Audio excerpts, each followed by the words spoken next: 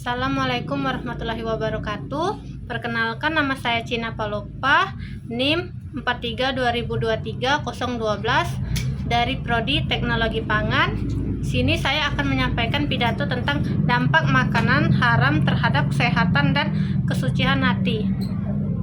Alhamdulillahirrabbilalamin, segala puji bagi Allah yang telah melimpahkan nikmat iman, nikmat sehat, dan serta kesempatan sehingga kita dapat berkumpul pada hari ini di dalam keadaan sehat walafiat. Salawat serta salam semoga senantiasa tercurah kepada junjungan kita Nabi besar Muhammad SAW beserta keluarga, sahabat, dan seluruh umatnya yang istiqomah mengikuti sunnah beliau hingga akhir zaman. Hadirin yang saya hormati, pada kesempatan yang berbahagia ini izinkan saya menyampaikan pidato yang berjudul dampak makanan haram terhadap kesehatan dan kesucian hati. Teman-teman yang saya sayangi, Islam adalah agama yang sempurna. Islam tidak pernah mengatur ibadah seperti salat, puasa, zakat, dan haji, tetapi juga mengatur apa yang boleh dan tidak boleh dikonsumsi. Hal ini menunjukkan bahwa makanan memiliki peran yang sangat penting dalam kehidupan manusia.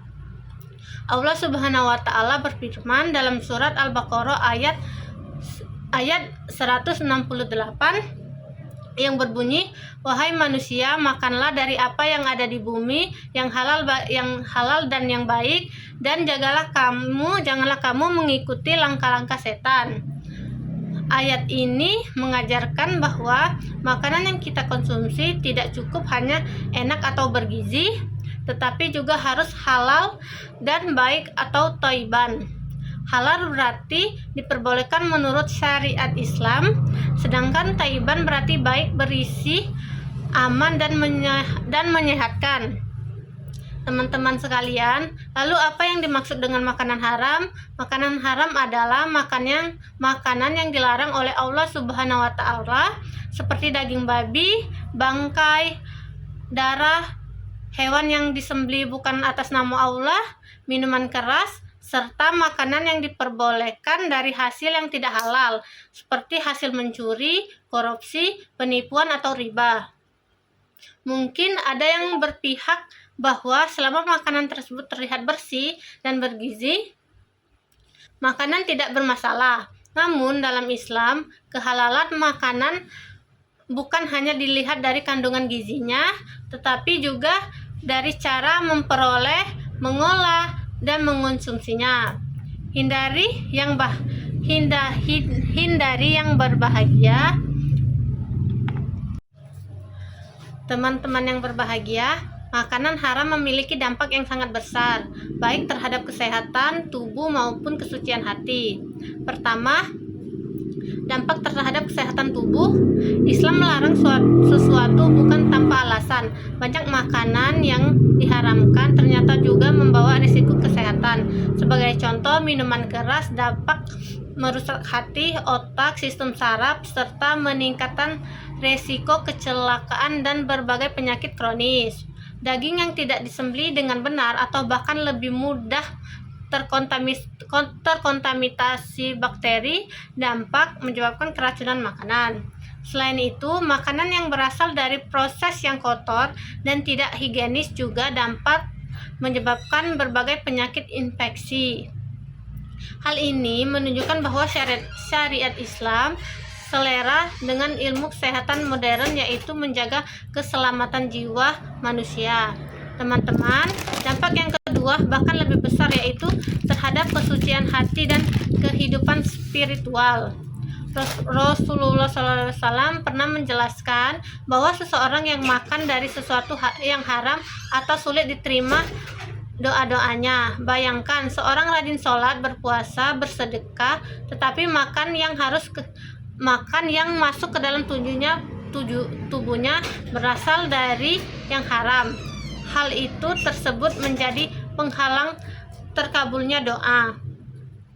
Selain itu, makanan haram dapat mengeraskan hati, mengurangi kebersihan hidup, menjauhkan seseorang dari ketaatan, serta membuat hati sulit menerima nasihat dan petunjuk Allah.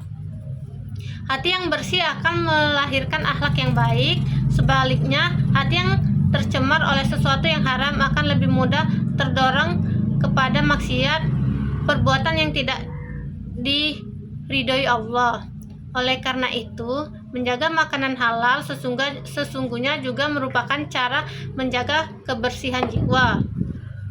Teman-teman yang saya sayangi, di zaman sekarang tantangan untuk mengonsumsi makanan halal semakin besar. Banyak makanan instan, produk impor, jajanan hingga makanan yang dijual secara daring yang belum jelas kehalalannya. Sebagai seorang muslim, kita harus menjaga konsumen yang cerdas. Kita perlu membiasakan diri membaca komposisi bahkan makanan, memastikan adanya sertifikat halal, memilih tempat makan yang terpercaya dan tidak tergoda hanya karena harga murah atau rasa yang enak. Ingatlah bahwa setiap makanan yang kita makan akan menjadi bagian dari tubuh kita dan akan diminta pertanggungjawabannya oleh Allah Subhanahu wa Ta'ala. Teman-teman, sebagai mahasiswa yang generasi muda, kita juga memiliki tanggung jawab untuk mendiskusikan masyarakat mengenal pentingnya makanan halal. Kita dapat memulai dari diri sendiri, keluarga, teman, hingga lingkungan sekitar. Mari biasakan memilih makanan yang halal, bergizi, bersih, dan aman dikonsumsi. Dengan begitu, kita tidak hanya menjaga kesehatan tubuh, tetapi juga menjaga kebersihan hati seperti kesucian hati. Sebagai penutup, marilah kita mengambil 3 pelajaran penting dari pembahasan ini. Pertama, makanan halal merupakan perintah Allah yang wajib dipenuhi oleh setiap muslim. Kedua, makanan haram tidak hanya berdampak buruk bagi kesehatan fisik, tapi juga dampak menghalangi keberkahan hidup, mengeraskan hati, dan menjadi penghalang terkabulnya doa kita. Ketiga, memilih makanan halal dan baik merupakan bentuk ibadah sekaligus investasi untuk kesehatan jasmani dan rohani. Semoga Allah Subhanahu wa Ta'ala memberikan kepada kita rezeki yang halal, makanan yang baik, serta hati yang bersih sehingga setiap amal yang kita lakukan diterima Allah Subhanahu wa Ta'ala. Amin ya rabbal alamin. Teman-teman, selain menjaga diri sendiri, kita juga memiliki tanggung jawab untuk menjaga keluarga dari makanan yang haram. Orang tua memiliki kewajiban memastikan makanan yang diberikan kepada anak-anaknya berasal dari rezeki yang halal, kepada anak-anaknya berasal dari rezeki dan diolah dengan cara yang benar.